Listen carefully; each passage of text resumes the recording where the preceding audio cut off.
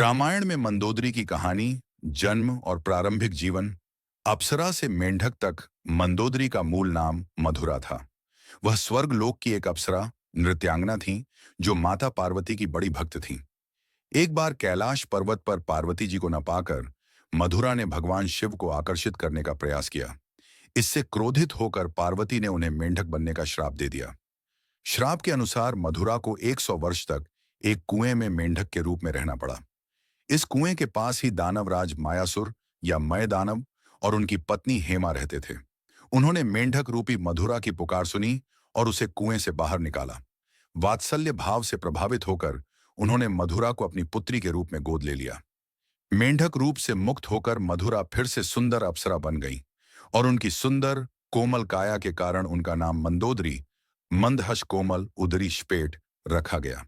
कुछ कथाओं में उन्हें भगवान शिव की आराधना करने वाली भक्त बताया गया है, जिन्होंने शिव से वरदान मांगा कि उनका पति धरती पर सबसे विद्वान और शक्तिशाली हो, जो बाद में रावण के रूप में पूरा हुआ। विवाह रावण से। मजबूरी और वरदान। मंदोदरी का विवाह रावण से हुआ।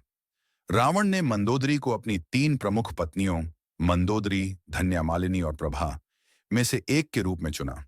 कुछ कथाओं के अनुसार यह विवाह शिव वरदान के कारण हुआ, लेकिन मंदोदरी को रावण के क्रूर स्वभाव के कारण शुरुआत में संकोच था। फिर भी पतिव्रता होने के नाते उन्होंने विवाह स्वीकार कर लिया। उनके गर्भ से मेघनाद, इंद्रजीत का जन्म हुआ, जो रामायण का एक शक्तिशाली योद्धा था। मंदोदरी ने रावण को कई पुत्र दिए, लेकिन उनकी सलाह हमेशा धर्मनिष्ठ रही। रामायण में भूमिका। सीता हरण और युद्ध के दौरान रामायण की मुख्य घटनाओं में मंदोदरी की भूमिका महत्वपूर्ण है। सीता हरण के समय जब रावण ने सीता का अपहरण किया, तो मंदोदरी ने इसका कड़ा विरोध किया।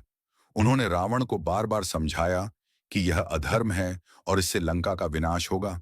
वह सीता को अपनी सखी मानती थीं और कहती थीं कि सीता की सुंदरता दिव्य है, रावण को ऐसा पाप नहीं करना चाहिए। हनुमान के लंका दर्शन। हनुमान जी जब लंका में सीता की खोज कर रहे थे, तो मंदोदरी की सुंदरता देखकर उन्हें सीता समझने का भ्रम हुआ, लेकिन बाद में उन्होंने सीता को अशोक वाटिका में खोजा। रावण को समझाने के प्रयास। युद्ध के दौरान मंदोदरी ने रावण को धर्म के मार्ग पर लाने की बहुत कोशिश की। उन्होंने चेतावनी दी कि राम कोई साधारण मनुष्य नहीं, बल्कि विष्णु अवतार हैं, लेकिन रावण का अहंकार इतना प्रबल था कि वह नहीं माने। मेघनाद वध। उनके पुत्र मेघनाद के मरने पर मंदोदरी बहुत दुखी हुई।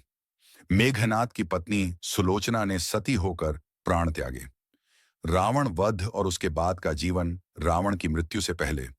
युद्ध भूमि पर जाने से ठीक पहले रावण ने मंदोदरी से कहा, यदि राम साधारण नर हैं तो मैं उन्हें हराऊंगा, यदि वे भगवान हैं तो मेरा वध होकर मुझे भी यश मिलेगा।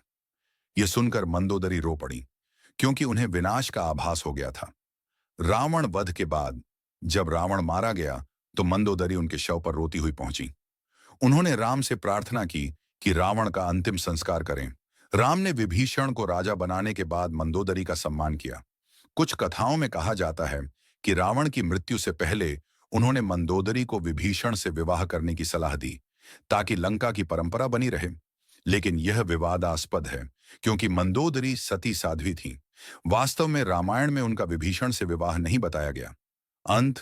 रामायण के बाद मंदोदरी का उल्लेख कम है। कुछ पुराणों के अनुसार उन्होंने शांतिपूर्वक जीवन व्यतीत किया और अंत में अप्सरा रूप में स्वर्ग लौट गईं। वह पंचकन्या अहिल्या, द्रौपदी, सीता, तारा, मंदोदरी में से एक हैं, जिनका नाम लेने से पाप नष्ट होते हैं।